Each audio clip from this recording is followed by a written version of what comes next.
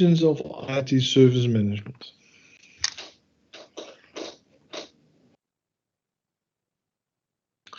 We will see them if we pick the correct dimension. Sourcing, service integration, and management is part of which dimension?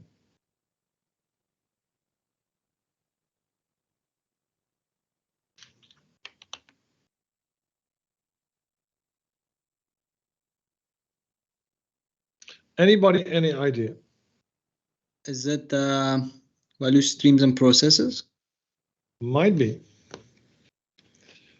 Might be. And if that wouldn't be the case, which would be the second choice? I would say service and technology.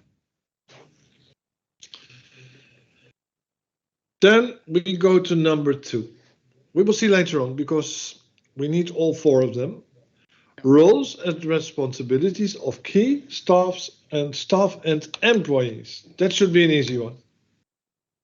Yeah, organizations and people. That's organization and people. Creating value for customers should also be an easy one. Partners and suppliers. No. Value streams and processes. Value streams and process. Yes. What kind of information and tools do we need for support? That's also an easy one. Yeah. Which one is that one? Information. Yes, information and technology. Yeah. So then there's only one remaining, and that's the one for sourcing, service integration, and management. Which one is? Yeah. For this one, the only one left, I think, is partners and suppliers. That's the correct one.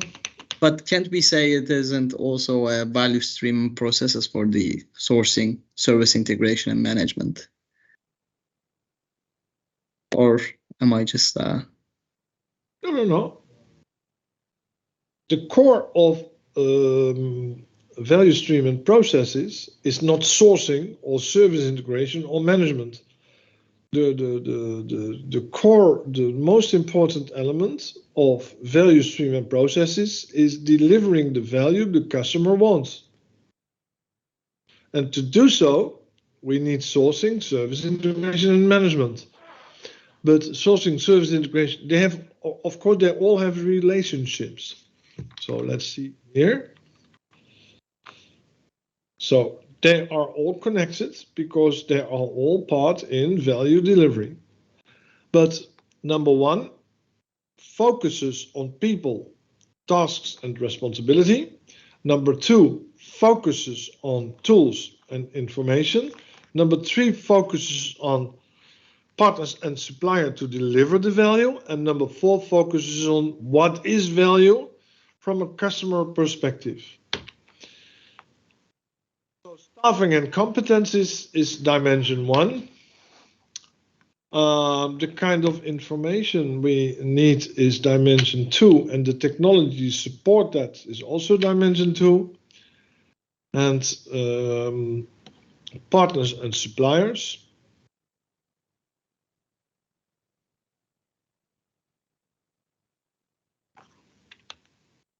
Yes, wait.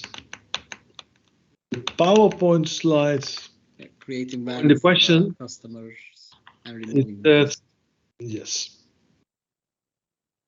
Creating value for customers and removing waste. And sourcing, service integration, and management is part of partners and suppliers. Yes.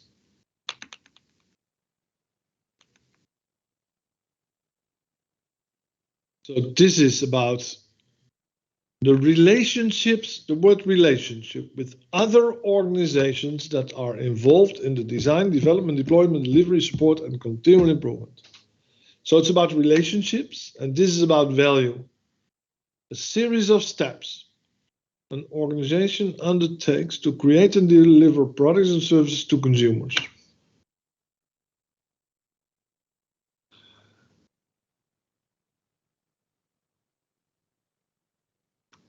But if you're not sure for the first one, you can take the other three. So role and responsibilities is very clearly dimension 1. Creating value is dimension 4.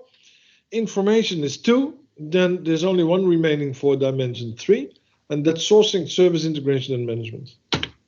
Yeah.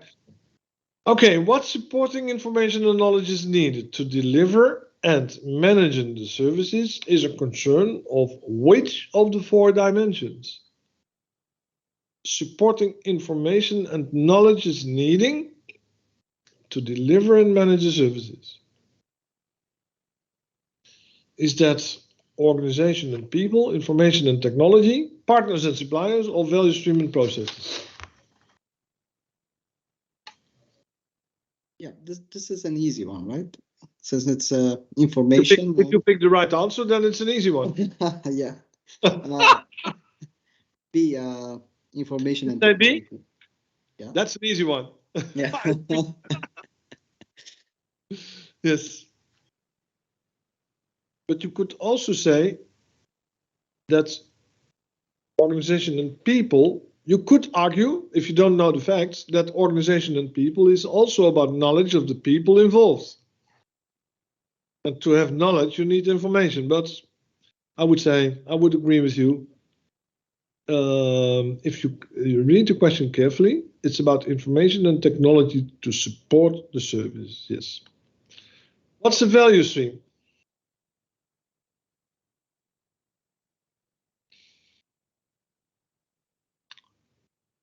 I would say in the heart of a value stream are activities. So A could be correct. B doesn't say anything about activities. C is about an activity. An activity. No, we're talking about activities. A documented statement is not a value stream. So the most logical answer is a set of interrelated or interacting activities that transform inputs into outputs. Look then, why a value stream? A set of organizational resources designed to perform work or accomplish an objective. Go to the description of a value stream. Yes, a series of steps an organization undertakes to create and deliver products and services to consumers. That's a value stream. A series of steps an organization undertakes to create and deliver products and services to consumers.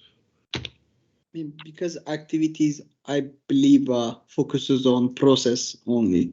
I'm not really sure if they're like separated tabs, but yes. Well, it's more or less combined. Activities can be part of a process, true, and processes can be part of a value stream. So still, what is a value stream?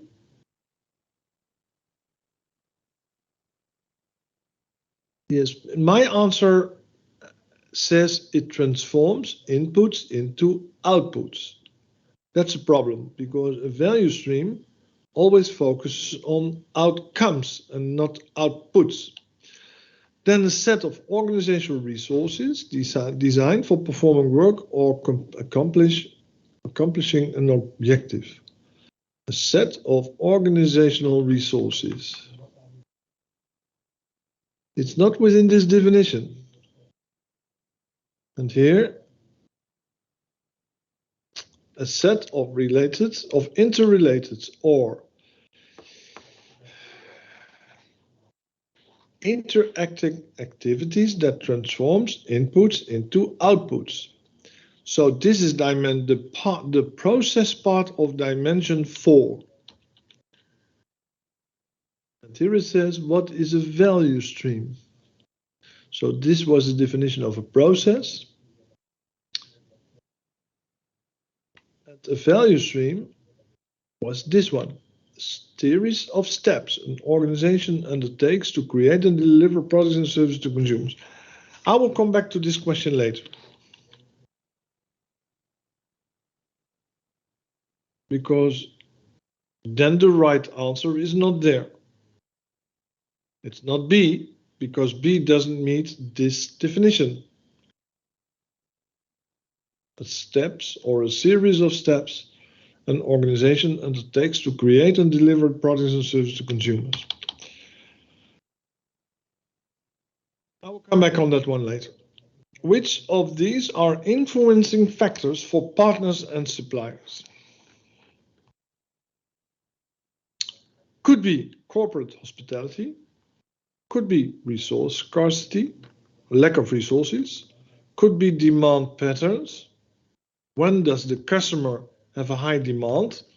And could be personal relationships with suppliers.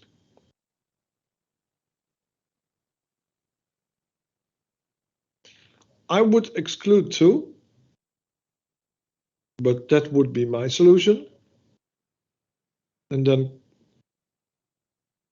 the remaining 2 is the correct answer to this question. But let me ask you. Artemios, what would you say?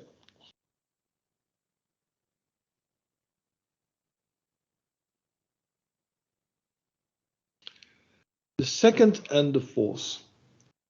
Yes, the second I agree. Oh, second and the fourth is not one of the options to answer the question. Because I would say personal relationships with the supplier is not so important, it's more business relationships.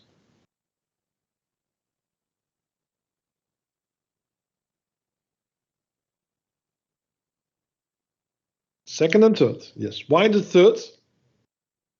What is demand pattern? What does it mean?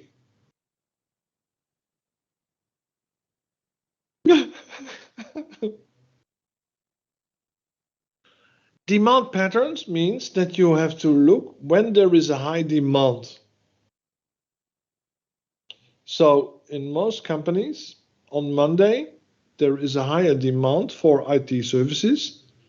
On Monday morning, there's a higher demand for IT services than Friday afternoon.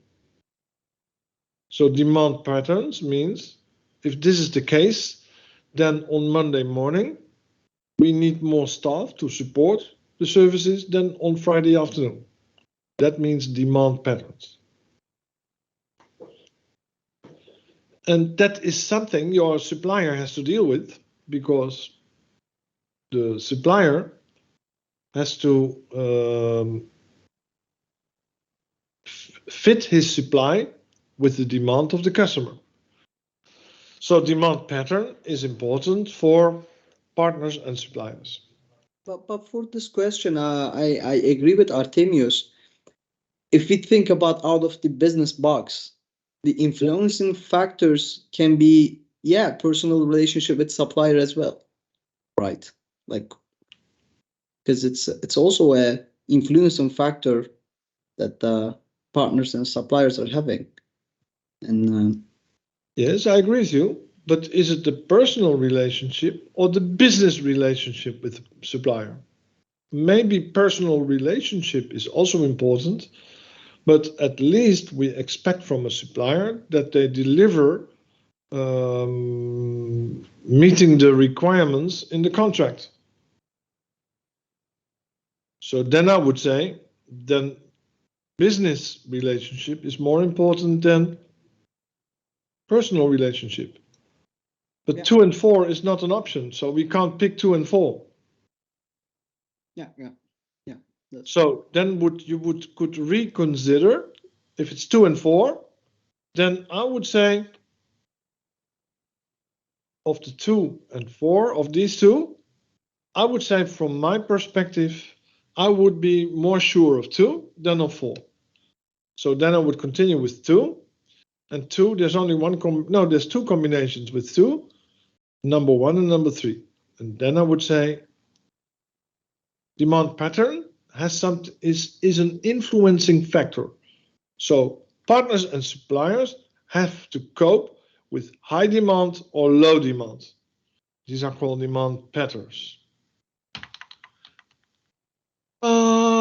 Partners and suppliers. Here it says, yes. These factors are also changing, I think, with the countries, right? Yes.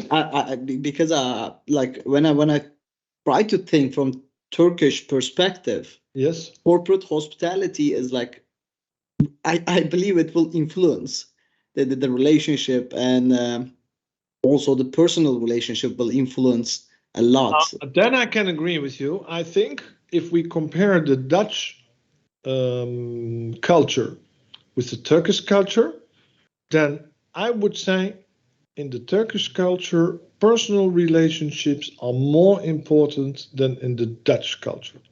Yeah. Would you agree on that one? I agree with that. Yeah. Yeah. So it depends on the culture. So these are this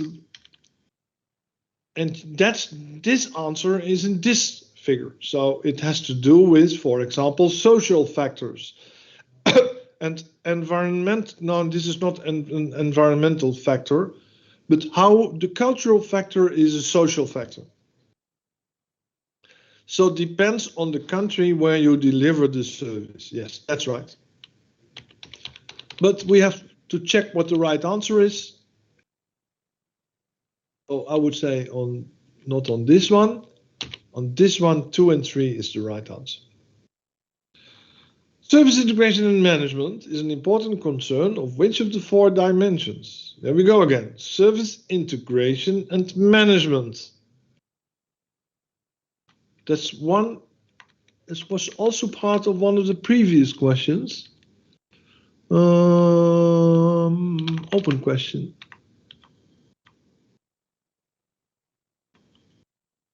No.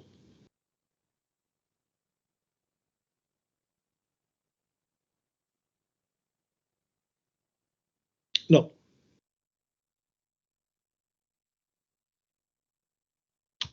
So, service integration and management is an important concern of which of the 4 dimensions? Is part of which of these 4? Who has an idea?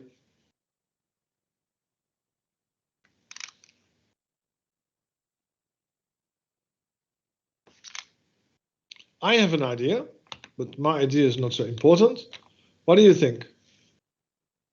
I mean, the last time when we checked the open question was saying sourcing, service integration, and management. That's it, yes. Yeah. They are part of partners and suppliers.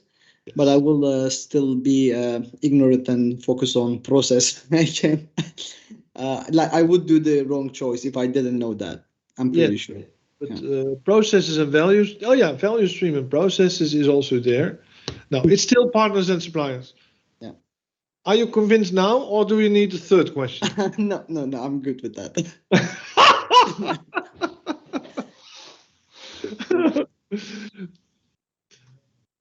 Yes. So value stream and processes purely focuses in value adding and non-value adding activities from a customer's perspective. So for a customer, he doesn't care if a partner or a supplier or an internal supplier who delivers the value, as long as the customer receives the value. So if I order a package, something, for example, in a web shop, the only thing I care is that the product is being delivered the next day, because that's what the supplier promised to me. And who is going to deliver the product, I don't care. So from a value perspective, partners and suppliers are not so important. From the customer's perspective, the value is important. What did my supplier promise me to do?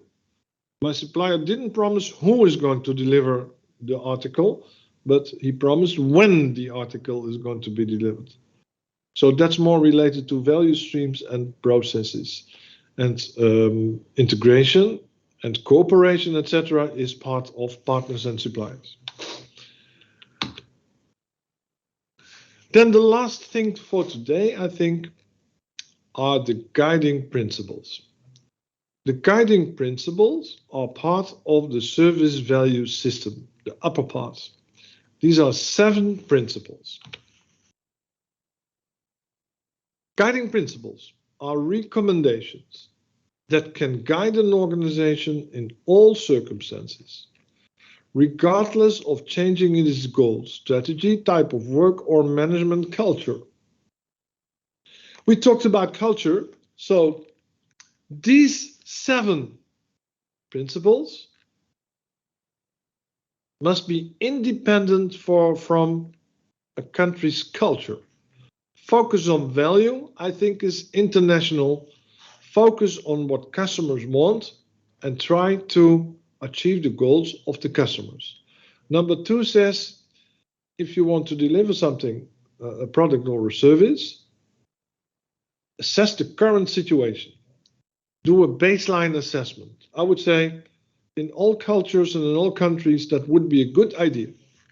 Number 3, work step by step with feedback at the end of every step. I would say that's also something that in every country would make sense. Number 4, collaborate and promote visibility. Make things visible, that's always a good thing to do. And work closely together with stakeholders, I think also a good thing to do. Think and work holistically. Always look at the bigger picture. For example,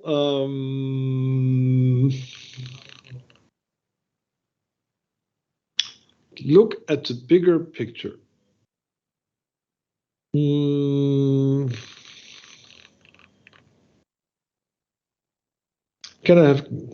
Can we give an example of collaborate and promote visibility? Yes. In Friday, we play the next football match against Argentina. So collaborate and promote visibility means, does a representative of our country has to be there, for example, the Prime Minister or the royal family or whatever, to be visible and to collaborate with the Qatarian regime to visit this event. From an ITIL point of view, there should be anybody there, and the person, the individual, should be visible. Well, in our royal family, we have one individual who has 2 nationalities, the Dutch and the Argentinian nationality. I would say, let this individual, our queen, go to the match, and then she always will win because she has 2 nationalities. So if the Argentines win, she can she can have joy with the Argentinian team, and if the Dutch win, she can have a nice celebration with the Dutch national team. So collaborate means work together with stakeholders, partners, suppliers, etc. And promote visibility means make things visible, for example, in a figure, in a flow chart, or whatever. Number 5, think and work holistically. Always look at the bigger picture. An element of a service, for example, testing.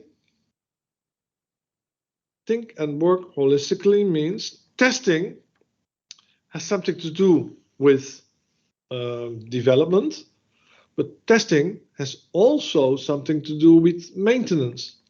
So we can test on user requirements, but we can, or development requirements, development standards, but we can also test on maintenance requirements.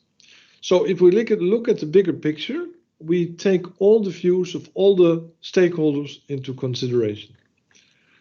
Of course, if we look at all the requirements of all the stakeholders, we must make a choice, because not all stakeholders are equal. There are more important and less important stakeholders. To make a choice, we can keep number 6 in mind, keep it simple and practical. So keep it simple and practical means we cannot deliver all the requirements of all the stakeholders. Keep it simple and practical. I would say prioritize requirements, and then we work from number 1 to number 2 to number 3. Let's keep it simple and practical. And if we do so, we will for sure be able to deliver the highest prioritized requirements, but we will not be able to deliver all the requirements. And number 7 says optimize and automate. If anywhere in a service or in a product we can optimize tasks or automate tasks, that's always a good thing to do, because a computer can do some things better and quicker than a human being, especially routine tasks. So if there is any option and any possibility to optimize and to automate routine tasks, then a computer can for sure help us to do so. Step by step. Guiding principles are recommended, so they are more or less culture and country independent. Are recommendations that can guide an organization in all circumstances, every country, every situation, etc., regardless of changes in its goals, strategies, type of work, or management structure. Guiding principles are universal, so can be used all over the world, aligned to all situations and management levels in an organization. So they are not connected to a certain country or a certain culture, according to ITIL. The principles can be adopted and adapted, so they can be adjusted to a specific organization or situation for their continual improvement initiatives. All 7 principles should be applied, but some are, in a specific situation, more relevant than others. So it depends on the situation.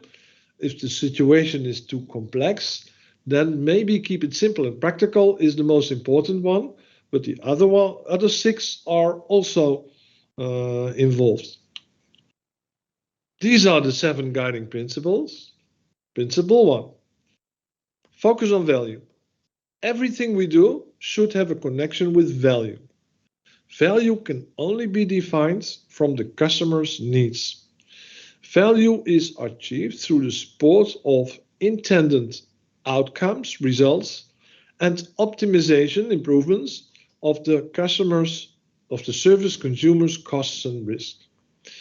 Value changes over time and in different circumstances. So value must always be there, but what the definition of value is depends on the country, the situation, the culture, etc. So it can change, but there will always be value, and value must always be described from the customer's perspective. The most important perspective to define value is the customer's perspective. And the customer, who was the customer? The customer is the consumer responsible for defining requirements for a service.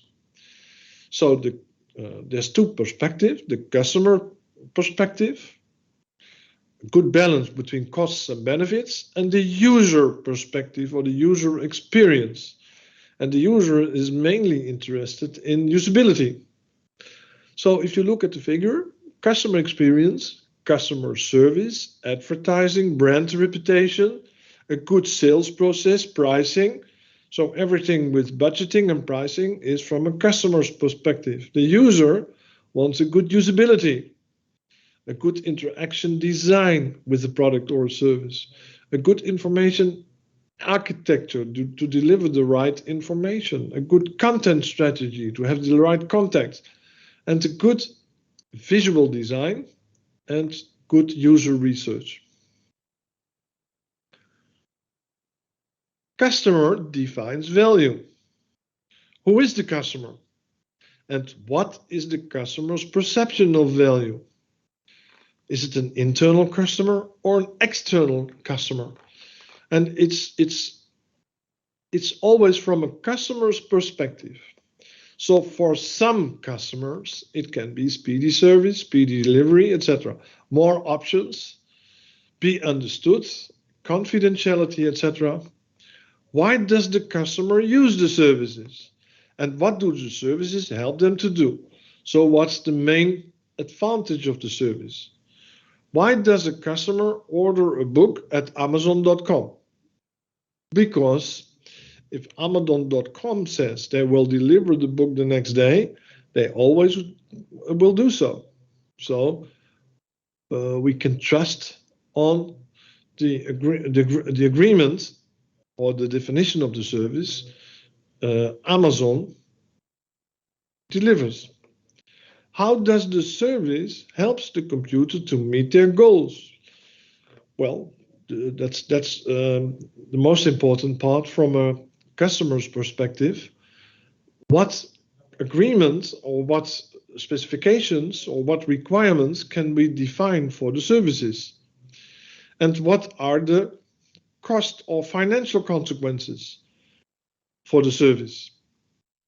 We have some benefits, we have some risks, and we have a budget.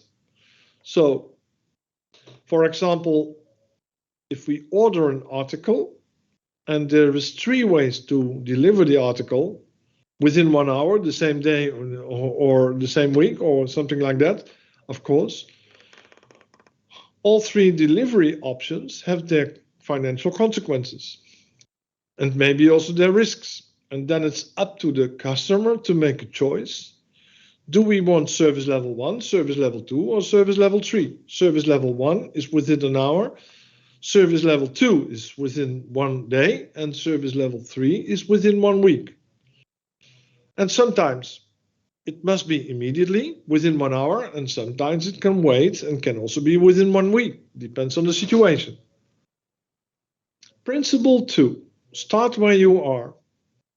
It means that you always must make a baseline assessment. You must always look where you are now, because otherwise you cannot measure the quality of the service.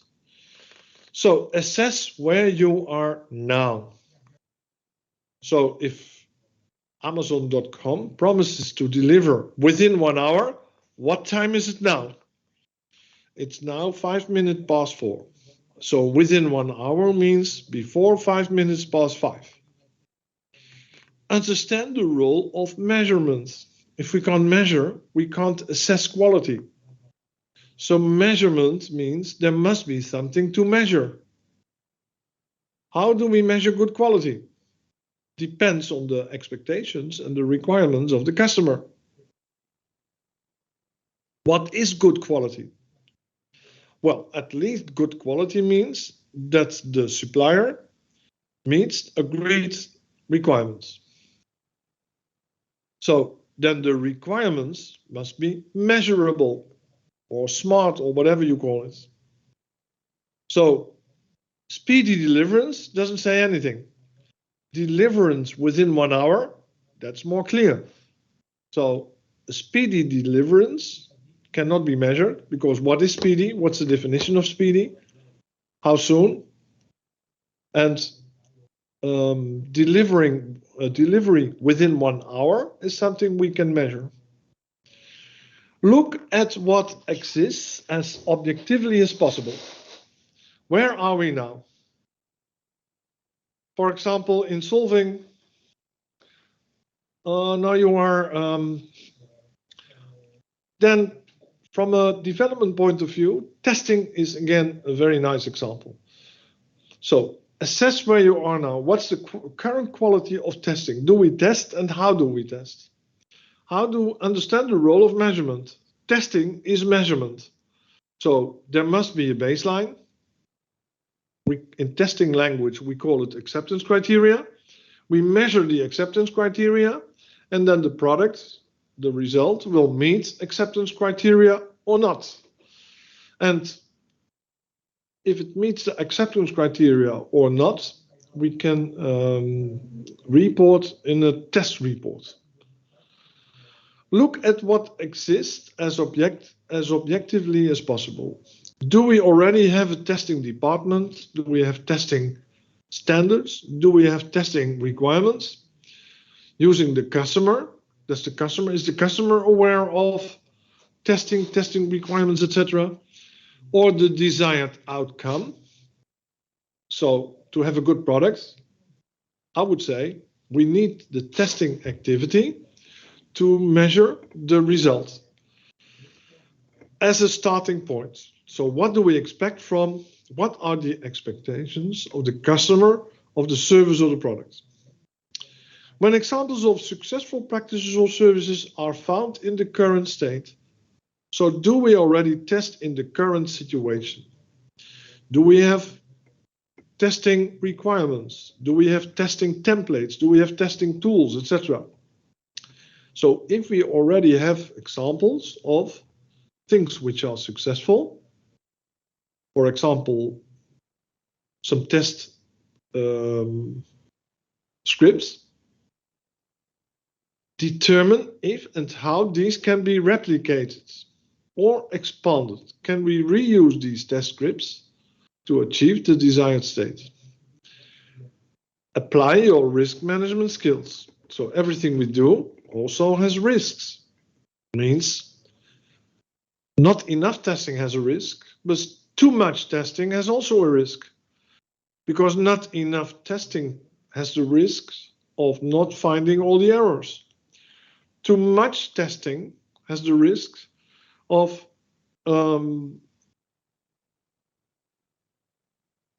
spending more money on testing than necessary. So we must find a good balance between just enough testing to cover the biggest risks of failure. Recognize that sometimes nothing from the current state can be reused. So if we want to reuse testing products, for example, and we already have some test scripts, but they are of bad quality, then probably it will be better to make a new test script and not reuse the old test script. Principle 3 says always work step by step. It means working in iterations. Iterations are time boxes mostly between 1 and 4 weeks. At the end of every iteration, we do a feedback session to see if we are happy with the result of every iteration. So in development language, we do sprints. Every sprint has a review, and the result of the review is feedback on the result of the current sprint. And we can use the feedback to improve the result of the current sprint in the next sprint, in iteration 2, etc. Try not to do all at once. Work step by step. Start small, building into large improvements. So begin with small steps. Feedback will help to understand what went wrong, how we can improve, how we can learn from experience, how we can involve the end user and the customer, and what they think of value, what their opinion on value is, and what value-added activities are and what non-value-added activities are. And then the efficiency and effectiveness of value chain activities. Efficiency means not using too many resources, and effectiveness means reaching our goals. The effectiveness of service governance as well as management controls. So service governance means monitoring the service and adjusting the service if it doesn't meet agreed requirements, as well as management controls. Do we have tools to monitor the service? And do we have tools to report if a service doesn't meet requirements? The interfaces between the organization and partner supplier network. So if we have to go on a service desk from the first to the second line. First line is internal service management, internal provider. Second line is external provider. Who's then responsible to connect with the service organization of the partner or of the supplier. And the demand for products and services means demand is not stable. Sometimes we have a high demand and sometimes we have a low demand. In the middle of the summer, we have a high demand for ice cream. In the middle of the winter, we have a high demand for hot chocolate. It doesn't make so much sense to sell hot chocolate in the summer and ice cream in the middle of the winter, because there is no demand for such products and services. So the same in an IT organization. In most IT organizations, for example, on Monday,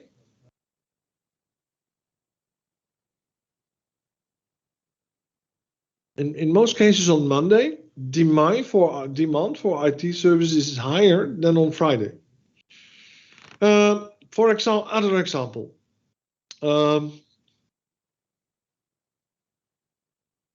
In the summer, demand for some services is lower than in the winter. Because in the summer, for example, for a banking company, banking services abroad in Spain or countries where the customers of the bank have their holidays. So in the summer, we can expect more demand from customers on holiday in different countries than the Netherlands. And in winter, most of the customers stay at home and they go shopping to buy presents around Christmas or around Sinterklaas. And then there is a higher demand for paying services in the Netherlands. So it depends on the situation. Collaborate and promote visibility. Make things visible. For example, in the figure, you see a mind map. A mind map is a figure to have one overview of a drawing with text and drawings to explain a certain situation. So involve the right people to make this drawing. Remember that inclusion is better than exclusion. Inclusion means include everybody who wants the information, who wants to be involved. Focus on cooperation and collaboration, better than silos. Silo means we have a department, an IT department, and the IT department is in a silo and has no connections with the rest of the organization. Is isolated and is an island. So that's not a good idea. Better is to focus on cooperation with stakeholders and customers and collaboration. Identify with whom you should collaborate. So in a certain software development projects, what customers, what suppliers, what users are involved. Communicate for improvement. Look for improvement opportunities and communicate these opportunities with customers and other stakeholders. Increase urgency through visibility. How can we increase urgency through visibility? For example, by using traffic lights, green is okay, yellow is somewhere in between, and red is not okay. And by using the traffic lights, we can increase urgency. Red is more urgent than yellow and green. Number 5 says, think and work holistically. How does it all fit together? In a service, for example,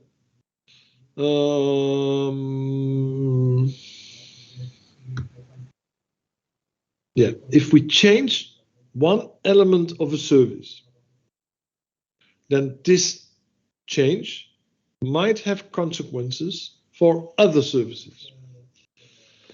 For example, if we change the settings of the firewall, then this might have huge consequences for the web shop connected with the firewall. Certain parts of the firewall probably will not work if we do some changes in the configuration of the firewall. So everything we do has a connection with the rest. Ask, how does it all work together? Can we have an overview of all the elements and how they work together to deliver the value? Remember that nothing stands alone, not in the current situation. In the old days, we had standalone computers, standalone servers, standalone applications, etc. But nowadays, everything is connected. Establish end-to-end visibility from the requirement of the customer till the delivery of the supplier. And all steps in between must be visible. Altering one element can impact others. So changing and adjusting one part, for example, the firewall, or updating the firewall, can have consequences for all related services. A web shop, for example. Collaboration with stakeholders is key. It's a mandatory element. And the most important stakeholders are, again, the customer, the user, and the sponsor. Look for patterns in the need for and interaction between system elements. So patterns means high demand, low demand. High demand, we need more resources. Low demand, we need less resources. More staff, less staff. Keep it simple and practical. Use the minimum number of steps. Establish outcome-based thinking. Think from a customer perspective. Eliminate things of no value, especially waiting times and waiting queues. Customers don't want to wait, and waiting is, at least from a customer's perspective, doesn't add value. Handle exceptions generally, not individually. Don't make an exception for every agreement we have. And if we want to make an exception, look if other users also want to make this exception. So for example, we don't have shared accounts. Their accounts, business accounts, must always be private, individual, based on the name of the individual. That's the general rule. Now, somebody asked for an exception. Okay. An exception could be a guest account. So you log in with username guest, password guest. It conflicts with handle exceptions generally, not individually. So this is an exception. Can we accept a guest account? What would you say? Tiago, what do you think?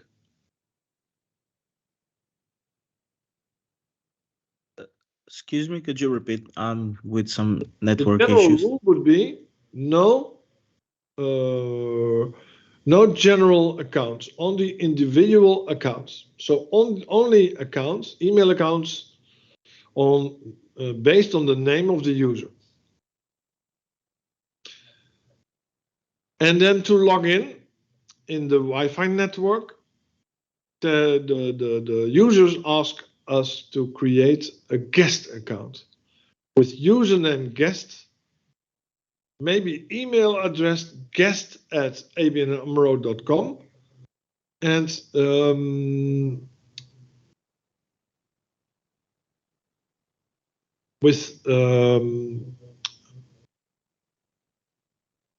in this account can be used by multiple users, not by one. Good idea or bad idea? For me, I think it's generally a bad idea because it's being used by multiple users. Yes, for sure.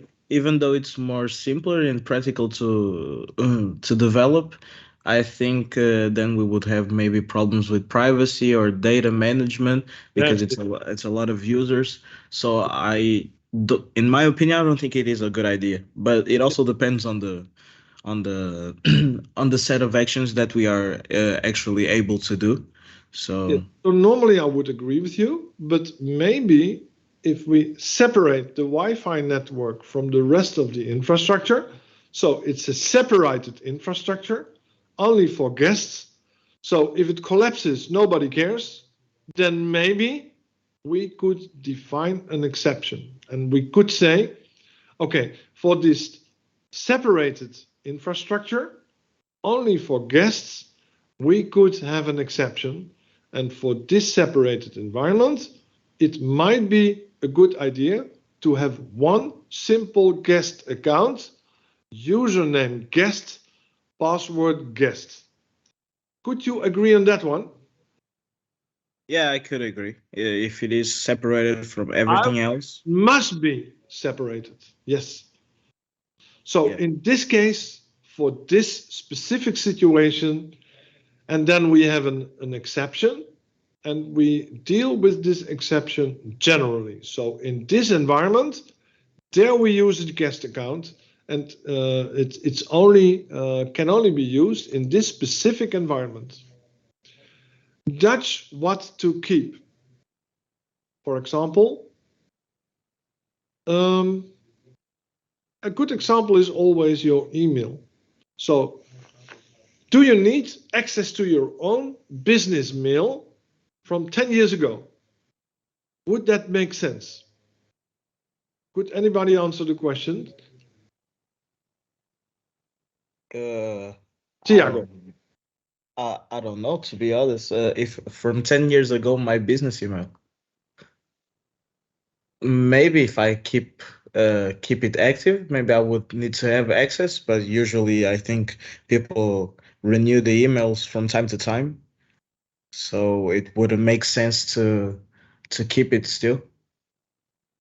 And if you want to keep it, do you want to keep it in a live environment or do you want to keep it in an archive? That's also something we can consider. We Yeah, can put, yeah, I could keep it in a inactive state and activate it when I needed to use it again. yeah.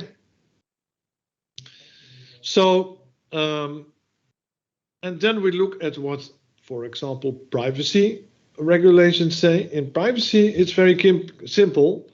You can only use private information if you need this for your business processes, need to know. So then you could say all information with privacy, with all private and personal information, which is old, should be archived or destroyed. Because according to privacy laws, it's not something you need. So, for example, if you are in the hospital, for sure, the people, the staff members doing medical things need access to um, to your personal information.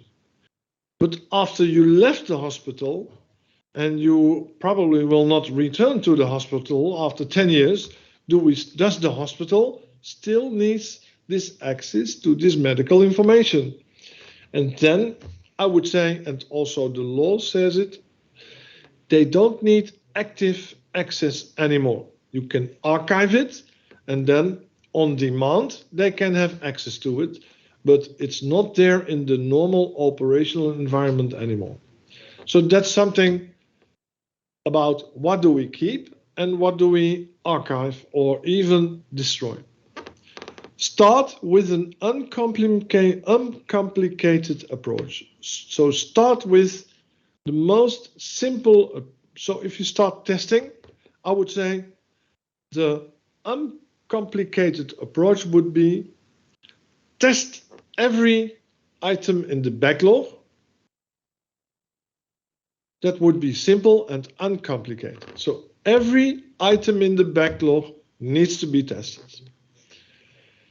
And then the second step would be test every item in the backlog and use the acceptance criteria in the backlog related to the backlog items.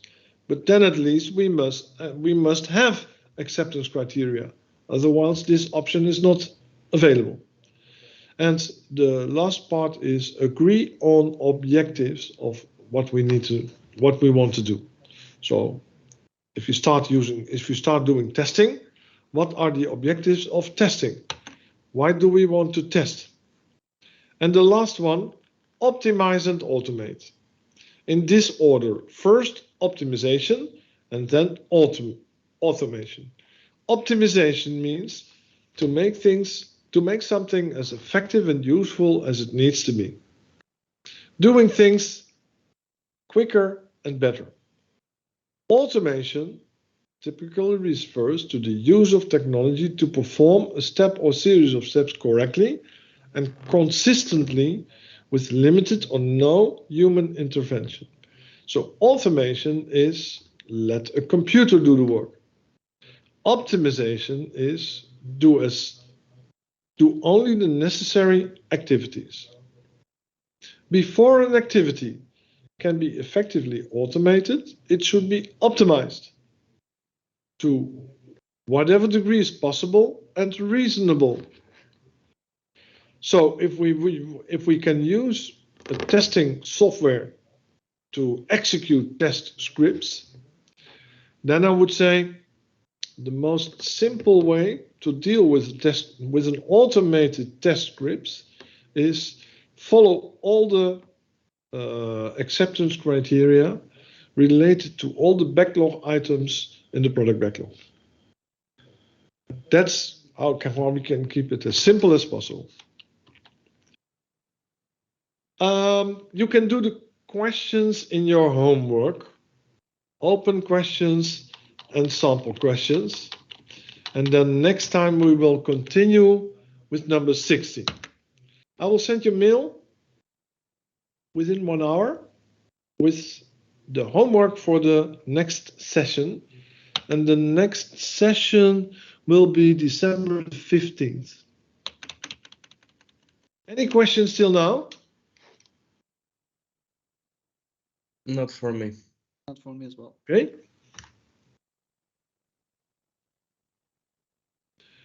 Then we will finish for today. If you're going to see the match, I for sure will. Then I'll wish you a nice match with a good result.